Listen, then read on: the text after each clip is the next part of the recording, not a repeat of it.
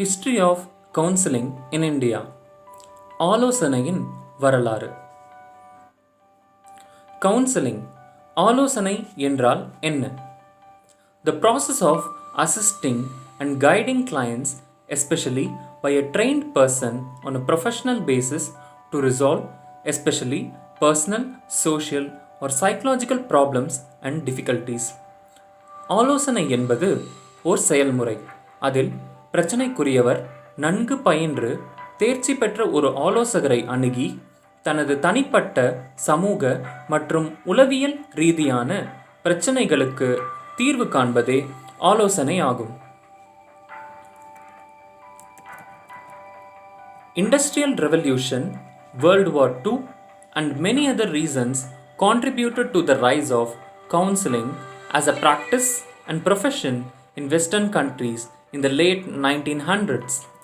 The need for professional counselors in India was non-existent till 1940s and 1950s.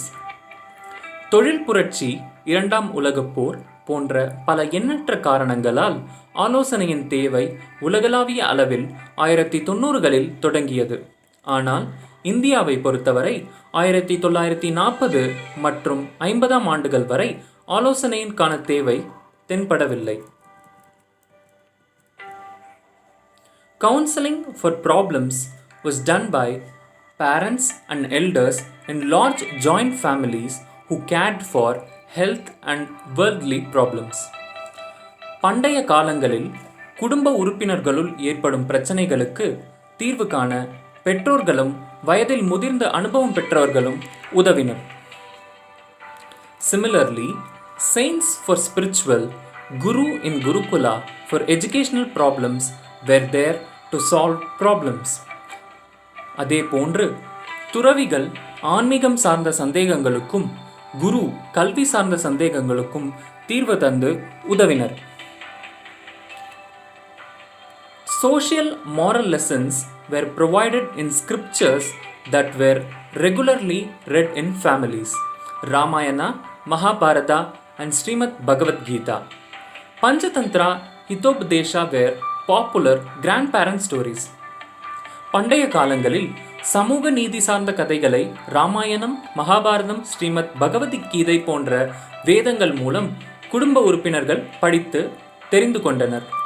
Panchatantra, ஹிதோபதேஷா போன்ற தாத்தா பாட்டி கூறும் கதைகளும் இதனுள் அடங்கும்.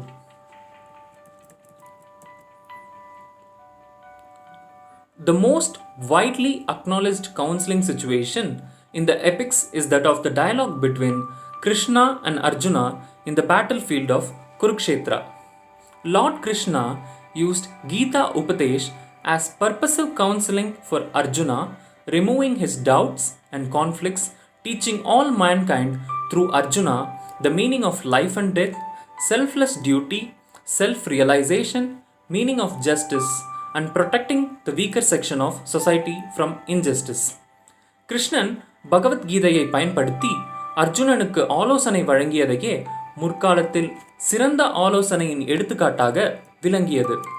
கிருஷ்ண பெருமான் வழங்கிய ஆலோசனையின் மூலம் அர்ஜுனன் தனது சந்தேகங்கள் மற்றும் மனக்குறைகளை தீர்த்து கொண்டதுடன் மேலும் வாழ்க்கையின் அர்த்தம், தன்னலமற்ற கடமை புரிதல், தன்னை உணர்தல், நீதி மற்றும் பலவீனமான மக்களை அநீதியிலிருந்து காத்தல் போன்ற உயரிய கொள்கைகளை கற்றுணர்ந்தான்.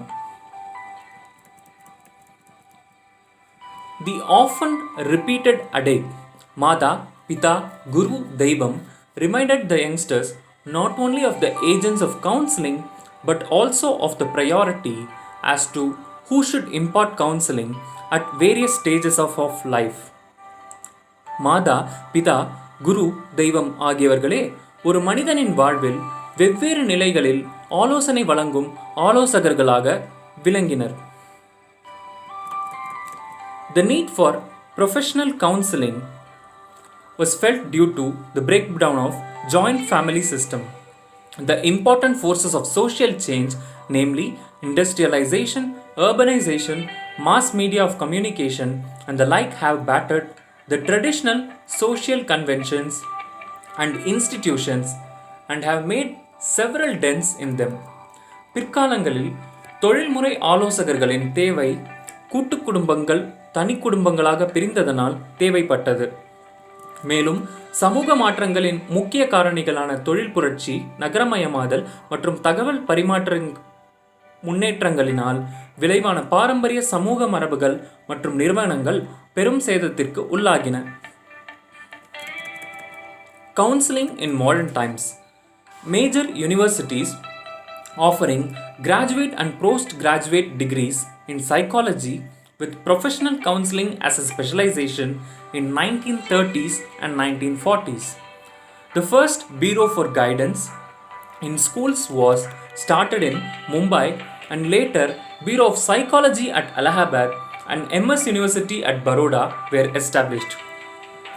முக்கிய பல்கலைக்கழகங்கள் இளங்கலை மற்றும் முதுகலை பட்டப்படிப்புகளை உளவியல் பாடப்பிரிவுகளுடன் தொழில்சார் ஆலோசனை பாடத்துடன் சேர்த்து 1930 மற்றும் 40ஆம் ஆண்டுகளில் பாடப்படிப்பாக வெளியிட்டன.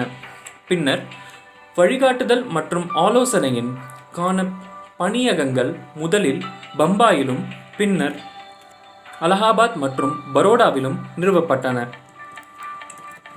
Today, guidance and counseling centers are well established as government-run agencies, major universities and colleges, NGOs like Rotary Club, YWCA and private counselors, agencies like NIMHANS, WIMHANS established by government, institutes for special education and training in counseling, training in psychiatric departments of hospitals, experimental training with private counselors.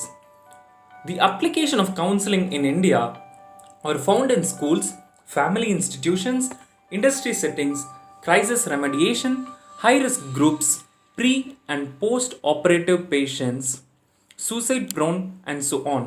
இன்று வழிகாட்டல் மற்றும் ஆலோசனைக்கான மையங்கள் அரசு sir நிறுவனங்களிலும் பல்கலைக்கழகங்களிலும் அரசு சார்பற்ற அமைப்புகளாலும் ஆலோசனைக்கான சிறப்பு கல்வி பயிற்சி மையங்களாகவும் அரசு சார்பில் நிறுவப்பட்டுள்ளன. மருத்துவமனைகளின் மனநலத்துறை சார் பயிற்சிகளும் அளிக்கப்படுகின்றன. தனியார் ஆலோசகர்களின் மூலம் சோதனை பயிற்சிகளும் அளிக்கப்படுகின்றன.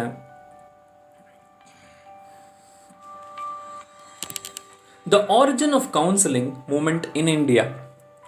The Mysore University in South India started first chair in psychology. After a year, the Calcutta University started a department of psychology with lecturers and head of department. In the mid-1940s, the Patna University started a department of psychology, closely followed by Banaras Hindu University, Lucknow University and others. இந்தியாவில் ஆலோசனை இயக்கங்களின் தோற்றம் முதலில் மைசூர் பல்கலைக்கழகத்திலும் பின்னர் கொல்கத்தா, பாட்னா மற்றும் பனாரஸ் பல்கலைக்கழகங்கள் உளவியல் பிரிவிற்கான தனித்துறைகளை அமைத்தன.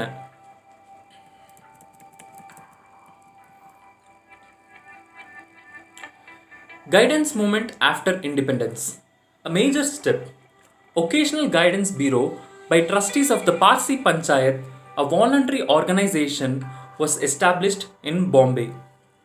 The Uttar Pradesh government established Bureau of Psychology in Allahabad.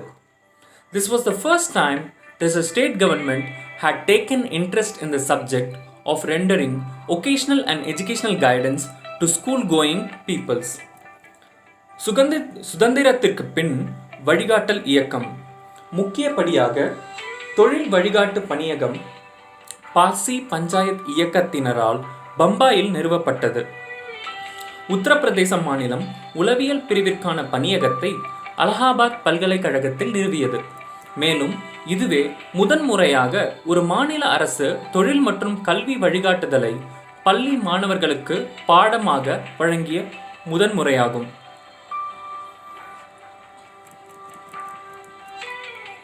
Role of government and universities.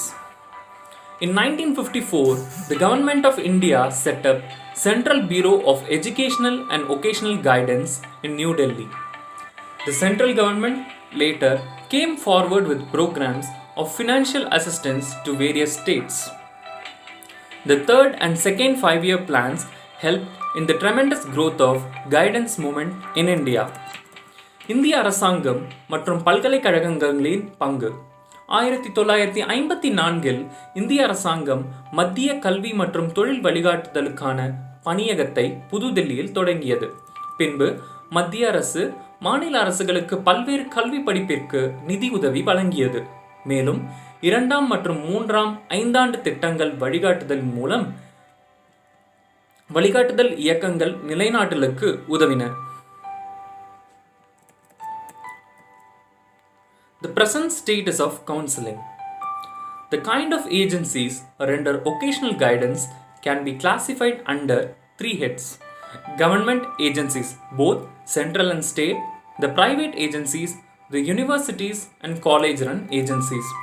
இன்றைய நிலையில் தொழில் வழிகாட்டுதல் மற்றும் ஆலோசனை 3 பிரிவுகளாக செயல்படுகின்றன. அவை அரசுசார் இயக்கங்கள், தனியார் நிறுவனங்கள், பல்கலைக்கழகங்கள் மற்றும் கல்லூரிகள் மூலம் வழங்கப்பட்டு வருகின்றன.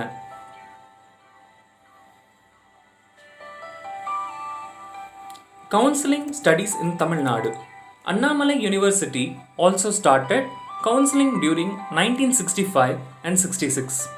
ஆலோசனை தொடர்பான படிப்புகள் தமிழ்நாட்டில் அண்ணாமலை பல்கலைக்கழகத்தில் 1965-66ஆம் ஆண்டு முதல் இருந்து வருகின்றது.